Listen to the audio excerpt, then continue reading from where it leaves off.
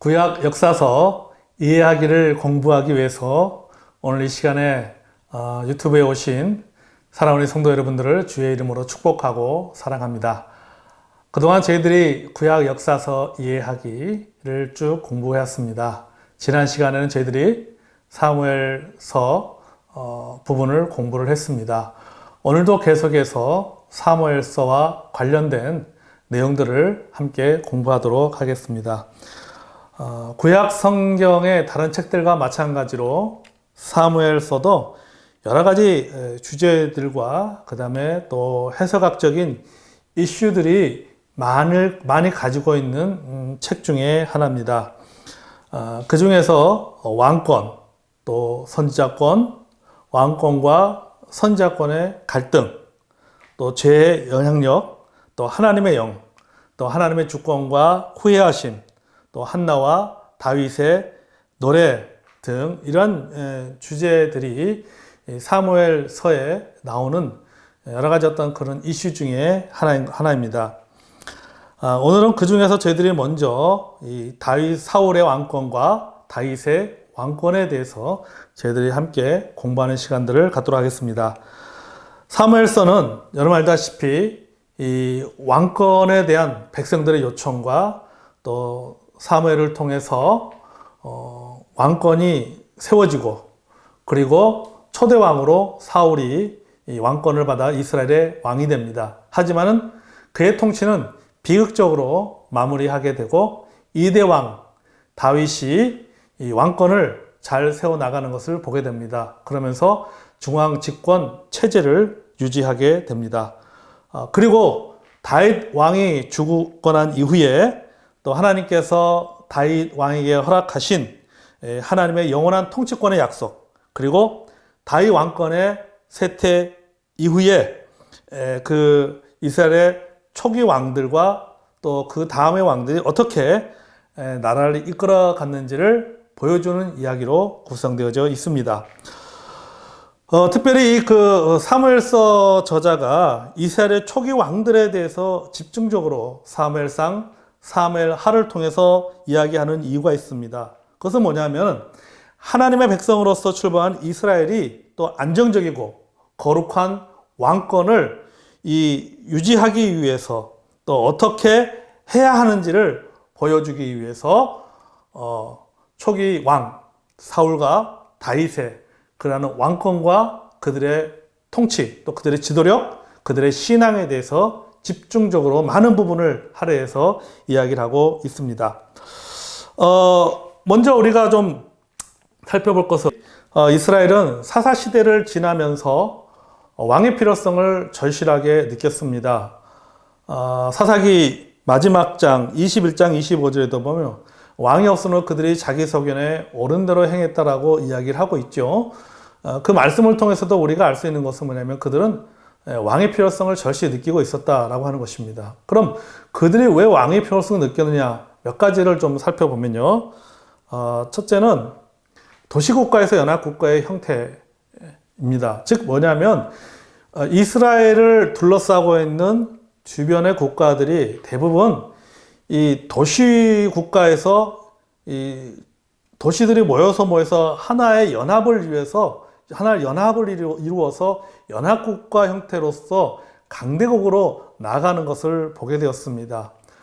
이스라엘 백성들이 이런 것에 대한 두려움들이 있었습니다. 자기들은 여전히 도시국가나 연합국가도 아니고 하나님의 지배를 받는, 하나님의 통치를 받는 그런 나라였는데 주변의 나라들은 그런 형태를 띠는 것이 아니라 하나의 어떤 연합국가를 형성해서 또 연합하다 보니까 아무래도 힘이 모이겠죠. 힘이 세지다 보니까는 상대적으로 이스라엘은 위협을 받을 수밖에 없었던 것입니다. 그래서 그들은 우리도 이제 하나의 어떤 국가로서의 형태를 띠기 위해서는 하나님이 아니라 우리를 다스릴 수 있는 왕이 필요하다라고 생각을 하게 된 것입니다. 그래서 왕을 요구하게 된 것입니다. 두 번째는 12지파 연합체제의 한계입니다. 이게 무슨 말이냐면요. 여러분 알다시피 이스라엘은 12지파로 구성되어 있습니다. 이 이스라엘은 12지파의 연합체제가 이스라엘을 끌고 가게 되는데 여러분 보십시오. 12지파에는 각 지파마다 지도자가 있습니다. 그러면은 그들만 해도 지도자가 12명입니다. 왕이 세워지는 나라는 지도자는 한 사람입니다. 왕에 의해서 모든 것이 일사불란하게 운영이 되어지는 것이죠. 그런데 이스라엘 같은 경우에는 12지파 연합체제로 움직이다 보니까는 연합이 사실은 연합체제지만은 연합이 잘 안 되는 것이죠. 어떤 일을 하려고 할 때, 자기 어떤 그 지파의 이익을 따지게 되고, 또 어떤 일들을 빨리빨리 추진하지 못하는 것이죠. 그러니까 의견들이 많은 것이죠. 의견이 많고, 갈등이 많고, 또 함께 하기도 하고, 또 빠지기도 하면서 어떤 그런 그 연합체제의 한계를 느끼게 된 것입니다. 여러분, 우리 속담에도 사공이 많으면 배가 산으로 간다고 하잖아요. 그와 같은 것이죠. 지도자들이 너무 많다 보니까는 제대로 뭐가 일들이 제대로 이루어지지 못했던 것이죠. 그래서 그 많은 장로들과 그 다음에 백성들이 봤을 때 어떤 그 연합체제의 한계를 느끼게 된 것이죠. 그러면서 상대적으로 옆에 있는 왕을 중심으로 한 집권체제를 유지하고 있는 나라들과 자기들을 비교하게 된 것이죠. 그들을 보니까는 일사불란하게 움직이는데 우리는 그렇게 움직이지 못하고 있는 거예요. 소위 말해서 각개전투식으로 움직이는 것을 보면서 우리 이래서 안 되겠다. 우리도 좀 일사불란하게 움직이기 위해서는 우리가 도시국가 형태를 띄어야 되고 또 연합국가 형태를 띄어야 된다라고 생각을 하게 된 것이죠. 그래서 왕이 필요로 했다는 것입니다. 세 번째는 뭐냐면 사사시대의 마감입니다. 명맥으로나마 어떤 그런 그 사사시대가 유지되어 왔지만은 이제 사무엘서에 오면서 사사시대의 그런 사사들의 통치가 막을 내립니다. 물론 사무엘이 이스라엘의 마지막 사사였습니다. 그렇지만은 사무엘은 사사라기보다는 선지자에 가까운 사람이었습니다. 그래서 이 선자에 가까운 사무엘에게 이스라엘 장로들이 와가지고는 우리에게도 왕을 세워달라라고 이야기를 했던 것입니다. 네 번째는 뭐냐면요. 하나님의 예견과 약속입니다. 이게 뭐냐면요. 이 왕을 세우는 일에 대해서 이미 사무엘서 이전에 하나님께서 여러 믿음의 사람들을 통해서 약속하셨습니다. 아브라함을 통해서도 왕을 약속하셨고 야곱을 통해서도 재확인해 주셨습니다. 또한 모세를 통해서도 이미 왕의 규례를 주셨습니다. 여러분 신명기 17장 14절에서 20절에 보면은 왕이 어떠해야 되는가에 대해서 자세하게 기록되어져 있는 것을 보게 됩니다. 자, 이런 것을 미루어 볼 때 이미 하나님께서는 이스라엘 백성들이 왕을 요구하게 될 것이고 또 왕을 세우게 될 것이다라는 것을 미리 알고 계셨다라고 하는 것입니다. 자, 어쩌면 이제 이스라엘의 그 장로들과 백성들이 사무엘에게 와서 이제 우리도 때가 됐으니 왕을 세워달라고 하는 것이 문제가 되지 않을 수도 있습니다. 그러나 사무엘과 하나님의 반응은 매우 뜻밖이었습니다. 사울은 마음이 상했습니다. 그래서 하나님께 기도했습니다. 그러자 하나님께서 선지자 사무엘에게 말씀하셨죠. 그들이 너를 버린 것이 아니라 나를 버린 것이다. 그들이 원하는 대로 왕을 세워주라. 이렇게 하나님께서 말씀하셨습니다. 하나님께서는 그 왕을 요구하는 이스라엘 백성들의 요구를 수용하였습니다. 그리고 왕을 세워주셨습니다. 자, 그런데 이 장로들이 그 하나님 앞에 그 왕을 세워주기를 요구를 할 수밖에 없는 또 다른 이유가 있었다라고 하는 것입니다. 그 이유가 뭐냐면요. 그 두 가지입니다. 하나는 뭐냐면 사무엘 아들들의 행포라고 하는 것입니다. 여러분 그 사무엘의 그 아들이 이제 그 사무엘에 이어서 소위 말해서 이제 그 차기 지도자가 되는 것이죠. 선자가 되는데 그들이 알다시피 여러분 이 사무엘의 그 아들들이 이 권력을 가지고 남용을 합니다. 뇌물을 받는다든지 온갖 나쁜 짓을 벌이게 되고 그것을 해서 많은 백성들이 피해를 입게 되는 것이죠. 이 지파의 지도자들이 그 사무엘 아들들의 이런 그 행포를 보면서 이것을 막을 수 있는 방법은 왕밖에 없다라고 생각을 한 것입니다. 다시 말해서 뭐냐면 다른 말로 하면은 지도력을 바꿔버리는 것이죠. 지도력을 바꾸는 길만이 이 문제를 해결하는 길이라고 생각을 했던 것이죠. 그래서 사무엘에게 또 하나님에게 왕을 세워줄 것을 요구했습니다. 그것이 바로 한 가지 이유와 목적이고, 또 하나의 이유와 목적은 뭐냐면요, 주변국들의 동일한 정치 체제입니다. 아까도 이야기한 내 부분이죠. 그들도 이제 신정 정치가 아니라 왕정 정치로 가기를 원했던 것이죠. 이 두 가지 이유와 목적을 가지고 이 장로들이 하느님 앞에 왕을 세워줄 것을 요구를 했던 것입니다. 자, 그런데 이 왕정 체제를 하게 되면요, 두 가지 위험성이 있습니다. 자, 첫째는 뭐냐면요, 통치 이념이 흐려집니다. 여러분, 하나님은 이스라엘을 이미 구별하셨습니다. 하나님은 다른 백성들과 달리 이 이스라엘은 하나님께서 직접 통치하는 신정국가였습니다. 즉, 신정국가가 통치 이념이었습니다. 그런데 이스라엘은 이제 와서는 더 이상 그 주변의 다른 그 열방들과 다른 삶을 살고 싶지 않다라고 호소한 것입니다. 이것은 바로 뭐냐면 통치 이념을 거부한 것이죠. 자신들의 어떤 신앙과 신학적 정체성을 거부한 것입니다. 그래서 왕을 세운다라고 하는 것은 무엇이 무너지냐 하면은 통치 이념이 흐려진다라고 하는 것입니다.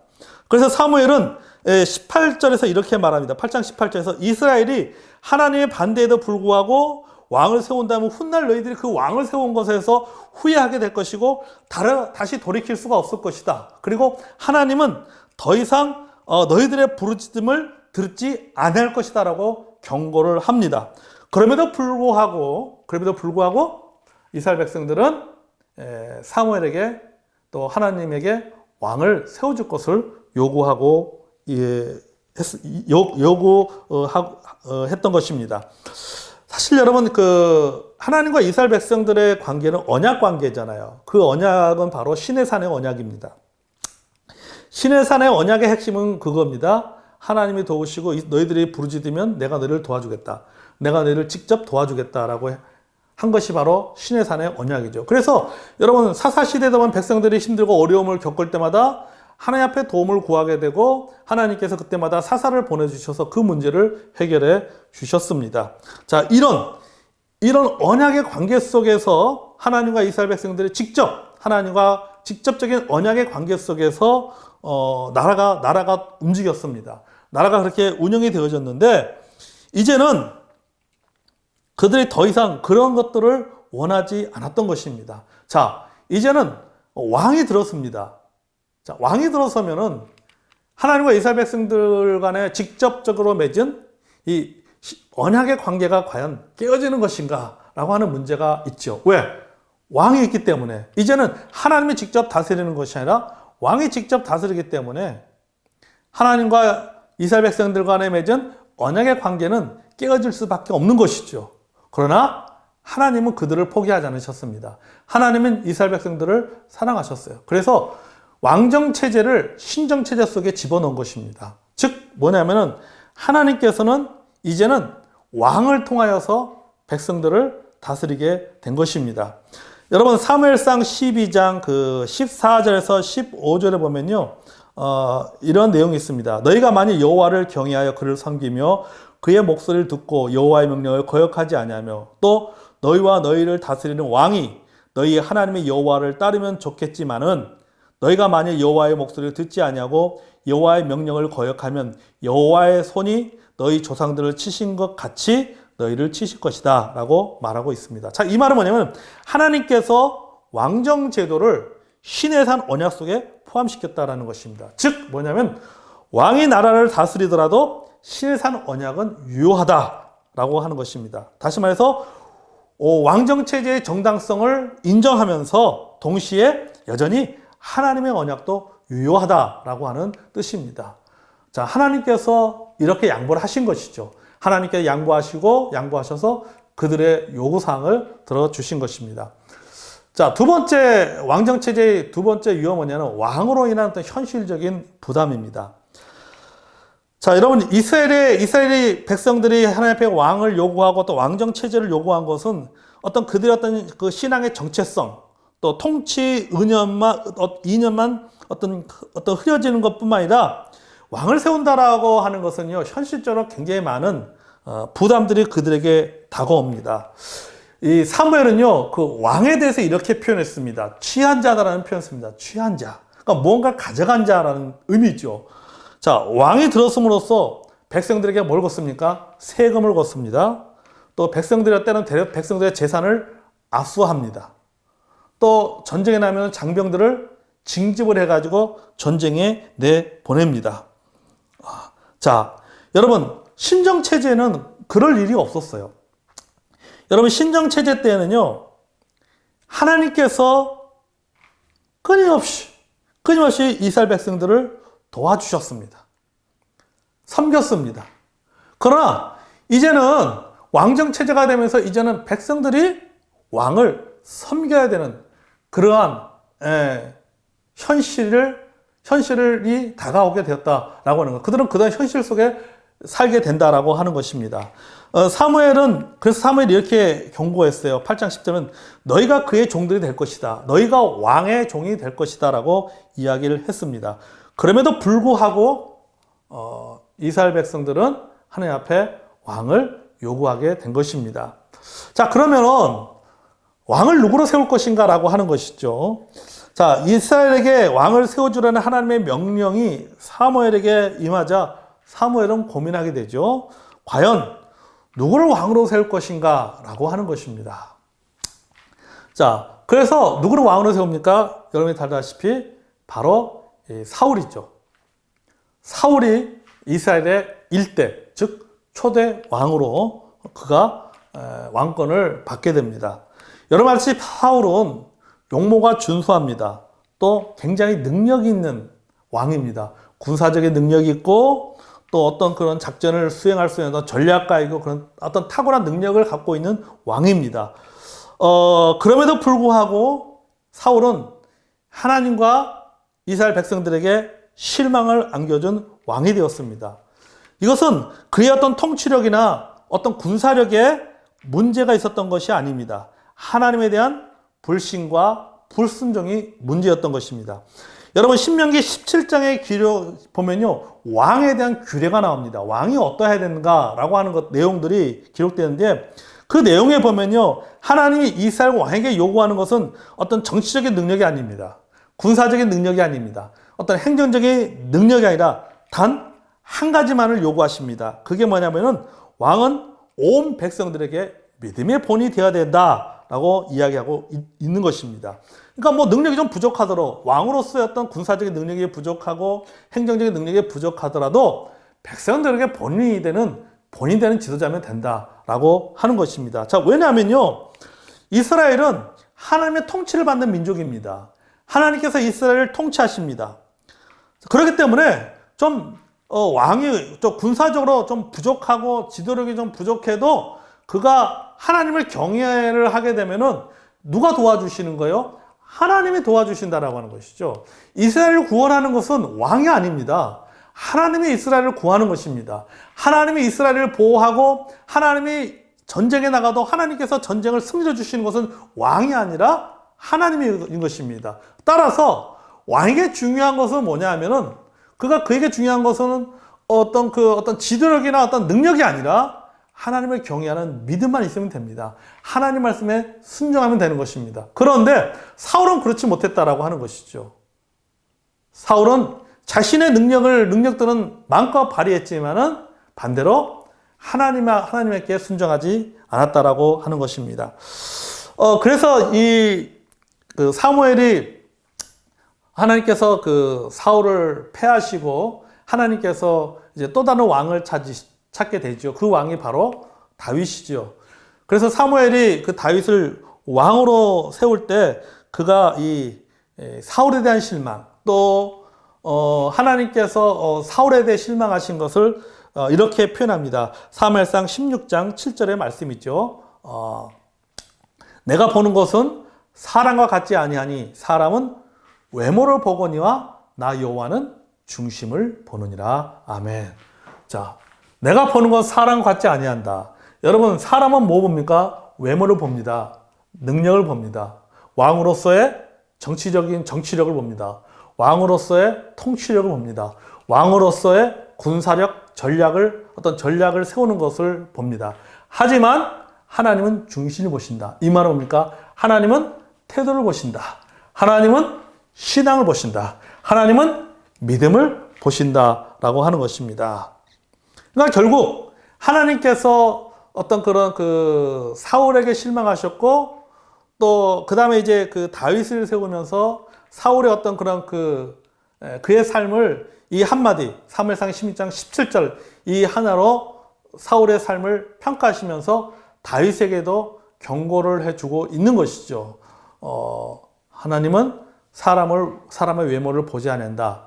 하나님은 중심을 보신다. 따라서 다윗 당신도 이제 왕이 되었을 때는 여호와 하나님 앞에 순종하는 삶을 살아야 된다. 순종하는 왕이 되어야 된다. 믿음의 본이 되는 왕이 되어야 된다라고 우회적으로 말하고 있는 것과 똑같습니다. 사실 좀 사울의 얘기를 좀 더 하면요. 사울은 여러분 여기 보면 제가 이 순종의 제사보다 낫다라고 PPT에 썼잖아요. 그리고 여기 보면 이제 도표들이 쭉 있습니다. 이게 뭐냐면요. 적, 장소, 공격자, 승리자, 이유, 사무엘상, 본문의 내용이죠. 이게 무슨 내용이냐면요. 사울이 치른 전투입니다. 그러니까 사울은요, 그가 많은 전투를 치루었습니다. 또 많은 전투에서 그는 승리를 거두었습니다. 그러니까 이 말은 뭐냐면 그가 왕으로서 나름대로 열심히 왕으로서의 역할을 했다라고 하는 것이죠. 그럼에도 불구하고 하나님과 그 사무엘은 그 사울을 평가하기를 순종이 제사보다 낫다라고 평가를 했다라고 하는 것입니다. 재물보다는 하나님은 순종을 요구하는데 그러나 하나님이 요구하는 기준에 사울은 미치지 못한 삶을 살았다라고 하는 것이죠. 자, 이스라엘 백성들이 왕을 요구했고 그래서 그들의 요구에 따라서 첫 번째 왕 사울을 세웠습니다. 그런데 그 사울은 굉장히 하나님과 사무엘과 그리고 백성을 실망시키는 왕이었습니다. 첫 단추부터 잘못 끼우게 된 것입니다. 여러분 오늘날도 우리 주변에도 이와 비슷한 실수들이 되풀이되는 것을 목격합니다. 많은 사역자들과 많은 성도들이 하나님의 일에 또 하나님의 사역에는 열심입니다. 그 사역에 너무 바쁘게 움직입니다. 그런데 너무 바쁘다 보니까는 하나님의 사역에는 바쁘면서 하나님의 명령에 하나님의 말씀에는 귀 기울이지 못하고 순종하지 못하는 것을 보게 됩니다. 여러분 우리가 하나님 말씀에 귀 기울이지 아니하고 또 하나님 말씀에 순종하지 않는다면 우리가 하는 사역, 우리가 거두는 어떤 사역의 업적이 그게 무슨 의미가 있겠습니까? 하나님 원하시는 것은 사역의 업적이 아닙니다. 사역이 어떤 큰 결과가 아니라 그 과정 속에서 하나님 말씀에 순종하기를 원하고 계신다라고 하는 것입니다. 그러므로 여러분, 우리가 사울을 통해서 우리는 배워야 됩니다. 우리가 사울을 통해서 배울 수 있는 한 가지를 말한다면 바로 순종이 제사보다 낫다. 우리가 사역보다 더 중요한 것은 하나님의 말씀에 순종하는 것이다. 하나님 말씀에 복종하는 것이다. 그것이 더 중요하다라고 하는 것을 여러분 사울의 그러한 사역을 통해서 삶을 통해서 교훈받는 저와 여러분이 되기를 원합니다. 자, 하나님께 버림받은 사울. 그래서 하나님께서는 사무엘을 통해서 이제 또 다른 왕을 세웁니다. 그게 누굽니까? 바로 다윗입니다. 그런데 문제는 뭡니까? 왕이 이스라엘에 둘이라고 하는 것입니다. 실제적인 왕, 사울과 그 다음에 하나님이 세우신 왕, 다윗입니다. 나라는 하나인데 왕이 둘입니다. 자, 과연 이제 이 다윗이 사울의 손에서 살아남을 수 있을 것인가? 이 현실적인 왕이 하나님이 세우신 왕을 이제 쫓아다니기 시작합니다. 여러분 알다시피 이 사울이 다윗을 얼마나 많이 쫓아다닙니까? 다윗을 죽이기 위해서 추적합니다. 그리고 그 과정 속에서 다윗은 수많은 죽을 고비들을 넘기게 됩니다. 그런데 여러분이 사무엘상 끝부분에 가서 이 질문에 대해서 다음과 같은 답변합니다. 과연 다윗이 사울의 손에서 살아남을 수 있을 것인가? 라고 하는 이 질문에 대해서 답을 주는데 이런 답을 줍니다. 다윗이 이렇게 말합니다. 나는 죽을 고비를 넘겼습니다. 죽는 줄 알았습니다. 그러나 그때마다 하나님이 도우셨습니다. 라고 그는 그렇게 고백을 합니다. 자, 하나님이 선택하시면 모든 것을 책임져 주신다 라고 하는 것을 말하고 있는 것입니다. 그러나 하나님께서 책임져 주신다라고 하는 그 말이 어떤 고난을 면제시켜 준다거나 괴로움을 면제시켜 주신다라고 하는 뜻이 아닙니다. 하나님께서 책임져 주신다라고 하는 것, 하나님이 도와주신다라고 하는 것은 이러한 어려움과 고난을 견디고 이겨낼 수 있는 힘을 주시고 또 그때그때마다 그 어려움들을 풀어나갈 수 있고 또 피해갈 수 있고 넘어갈 수 있는 그러한 기적적인 일들을 하나님께서 이루어 주신다라고 하는 의미인 것입니다. 자, 이제 다윗이 이제 왕이 되었습니다. 사울은 죽고 다윗이 이제 말 그대로 이제 그 왕으로서의 이제 그 한 나라의 왕으로서가 이 정착을 하게 되는데 사무엘 하가 바로 다윗의 왕권 정착에 대해서 보여주고 있습니다. 그래서 이 사무엘 하 같은 경우는요, 그의 왕권으로 시작되는 것으로 이야기를 시작합니다. 다윗이 하나님의 선택과 인준을 받은 왕이었지만은 그는 자신의 그 정권을 확립하기 위해서 또 내적으로 외적으로 또 많은 적들과 싸워야만 했습니다. 그러니까 하나님의 축복이 자연스럽게 현실화된 것만이 아닙니다. 다윗의 피나는 결과가 있기도 했다라고 하는 것이죠. 하나님께서 다윗을 왕으로 세웠지만은 그가 왕으로서 헤쳐나갈 문제가 한두 가지가 아니었다라고 하는 것이죠. 그 문제들을 하나하나 헤쳐가면서 그는 비로소 이스라엘의 왕으로서의 자격을 갖추게 되고 또 통치력도 갖추게 되고 또 어떤 행정력도 갖추게 되고 또 지력도 갖추게 되고 또 그 과정 속에서 그는 하나님의 도우심을 경험을 하고 하나님을 경외하는 법, 또 하나님을 순종하는 법들을 그는 배우게 되었다라고 하는 것이죠. 그것이 바로 사무엘 하의 이야기입니다. 여기 보면은 다윗이 왕권을 정착하는 과정 속에서 있었던 여러 가지 사건들을 기록해 놓은 도표입니다. 그러니까 여기 보면은 이 내용을 보면요, 내부에 적도 있었어요. 사울 집안과도 싸웠죠. 그 다음에 또 자기 아들 압살롬과도 싸웠고 또 세바하고도 싸웠습니다. 또 외부의 적으로 따지자면 뭐 블레셋, 여부스, 모압, 뭐 이런 암몬, 뭐 이런 민족들과도 끊임없이 싸움을 해야 됐다는 것이죠. 그래서 다윗이 그가 왕으로서 왕이 되었지만은 내부적으로 또 외부적으로 계속해서 싸워 나가면서 그는 하나님께 자신에게 주신 그 왕권을 정착시켜 나가고 확립시켜 나갔다라고 하는 것입니다. 여러분, 사역이라고 하는 것이요, 이런 성격을 띠지 않는가라는 생각이 듭니다.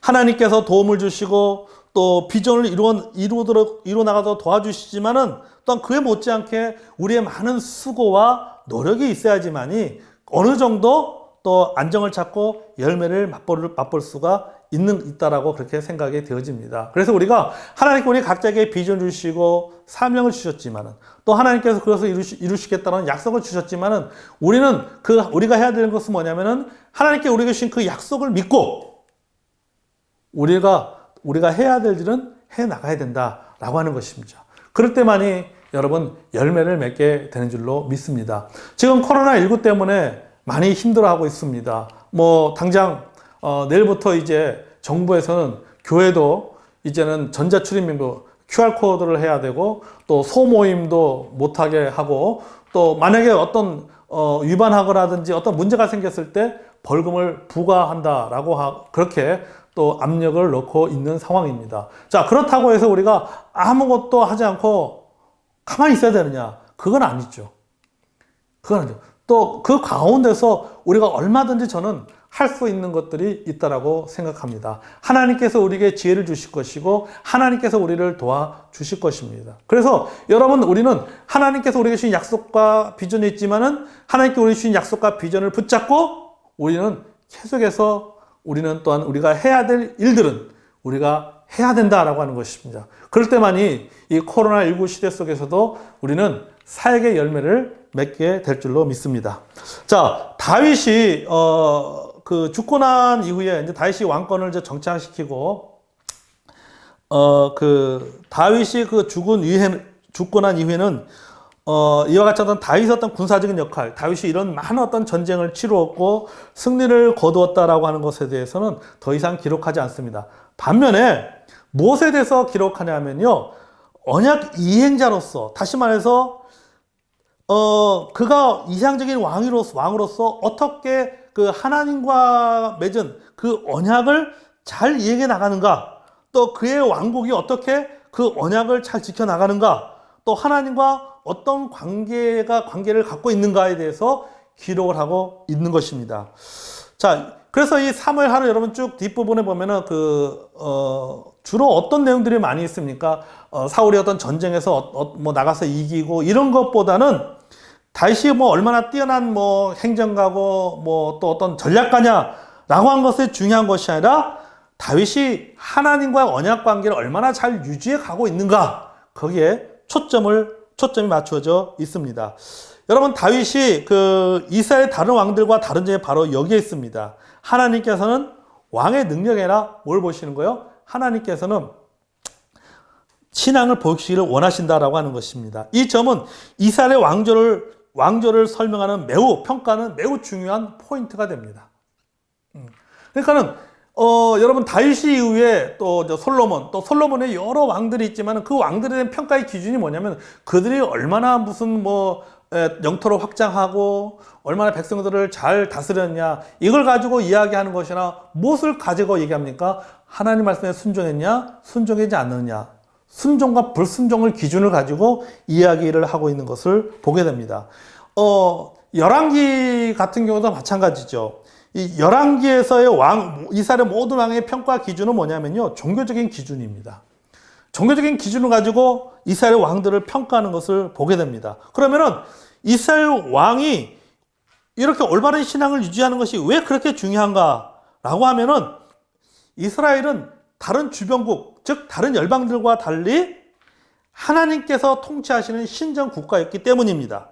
그리고 신정 국가의 구조 안에서 왕은 백성에게는 하나님을 알리고 하나님 앞에서는 백성들을 대신하는 자였기 때문입니다. 그렇기 때문에 왕에게 필요한 것은 뭐냐면은 영성이 필요했다라는 것이죠. 능력보다 영성을 중요하게 여겼다라고 하는 것입니다. 그러니까 능력이 아닌 믿음을 중요하게 여긴 것입니다. 하나님께서 그걸 보신 것이고, 또 열왕기도 이 부분에서 이스라엘 왕들을 평가하고 있는 것입니다. 여러분, 우리 자신들을 돌아보면서 다음과 같은 질문을 해야 됩니다. 하나님께 나에게 가장 바라는 것이 무엇인가? 라고 하는 것이죠. 다윗의 삶은 하나님께서 우리 모두에게 원하는 것이 우리가 지닌 능력이 아니라 믿음이라고 하는 것을 사무엘하를 통해서 우리에게 증언하고 있습니다. 믿음은 여러분, 무능한 자를 유능하게 만듭니다. 어리석은 자를 지혜롭게 만드는 능력이 있기 때문인 것입니다. 다윗은 또한 여러분, 그동안 지속적으로 이스라엘을 괴롭혀왔던 주변의 네 나라들을 평정하게 됩니다. 하나님께서 이스라엘이 가나안 땅에 입성할 때 그들에게 허락하셨지만 이스라엘 백성들이 스스로 불순종하여서 자기 것으로 만들지 못한 지역을 다윗이 비로소 그 지역을 정복하고 통치하게 됩니다. 따라서 뭡니까? 다윗의 통치는 출애굽과 함께 시작된 가나안 정복 과정에 마침내 마침표를 찍는 역할을 하게 됩니다. 누가요? 다윗이 그 역할을 하게 됩니다. 드디어 하나님께서는 다윗과 그의 후손을 통하여 이스라엘을 영원히 통치하실 것이라고 선언하셨습니다. 이것이 바로 다윗 언약입니다. 사무엘하 7장에 있죠. 다윗이 하나님으로부터 이 언약을 받은 이는요, 다윗의 일생에서 가장 중요한 사건입니다. 또 사무엘서에서 가장 중요한 텍스트가 바로 다윗의 언약입니다. 그리고 이 다윗의 언약은 사무엘서에서만 끝나는 것이 아니라 이것이 신약 시대까지 이어집니다. 이스라엘 역사에, 그리고 이스라엘 선자들에게 가장 중요한 신학의 기초가 되는 것을 우리가 알 수 있습니다. 더 나아가서 여러분, 다윗의 언약은 그가 왕이 된 것은 우연이 아니라 또 인간이 만들어낸 결과가 아니라는 점을 확실하게 말씀해주고 있는 것입니다. 다윗의 왕권은 이미 이스라엘 선조들에게 약속하셨던 것입니다. 창세기 17장 6절, 16절, 35장 11절, 49장 8절, 12절에 하나님께서 이미 약속하신 것을 성취한 것에 불과하다라고 하는 것입니다. 사사기라든지 앞에 우리 공부했던 사사기, 또 롯기 등도 이스라엘의 하루속히 또 훌륭한 왕이 통치를 하게 될 것에 대해서 기대했던 책입니다. 그럼에도 불구하고 사무엘서는 이스라엘 사람들에게 왕정에 대해서 경고를 하고 있습니다. 아주 조심스럽게 이 제도를 사용하라고 말씀하고 있는 것입니다. 왕정은 무엇과 같다? 양날의 칼과 같다. 권력은 양날의 칼과 같다라고 하는 것을 사무엘서는 우리에게 말씀해 주고 있습니다. 자, 오늘은 저희들이 왕권을 중심으로 사울의 왕권과 다윗의 왕권의 그러한 저희들이 차이점에 대해서 함께 공부를 했습니다. 정리하면은 결국 하나입니다. 하나님이 원하시는 왕, 하나님이 원하시는 사람은 능력이 아니라 순종하는 사람을 하나님께서 원하신다라고 하는 것입니다. 저와 여러분이 교회 안에서 우리가 어떤 많은 사역을 하고 어떤 많은 능력을 행하는 것도 중요하지만 그것보다 더 중요한 것, 그것은 바로 하나님의 말씀에 순종하는 것. 또 사역을 해가는 그 과정마다 내 뜻대로, 내 마음대로, 내 고집대로, 내 신념대로 하는 것이 아니라 하나님의 말씀에 순종하면서 말씀 따라 하는 것이 중요하다. 또 하나님은 이것에 대해서 평가하신다라는 사실을 기억하는 저와 여러분이 되기를 원합니다. 긴 시간 동안 함께 공부해서 감사합니다. 코로나19로 인해서 여러 가지 많은 어려움들이 있지만은 여러분, 우리가 하나님께서 우리 주신 약속의 말씀 붙잡고 기도하는 저와 여러분이 되기를 원합니다. 이 한 주간에도 하나님께서 여러분과 또 여러분의 가정과 여러분이 하는 모든 일과 사업과 직장과 학교와 교회에 하나님께서 여러분들을 보호해 주시고 지켜주시는 한 주간이 되시기를 주의 이름으로 축복합니다. 감사합니다.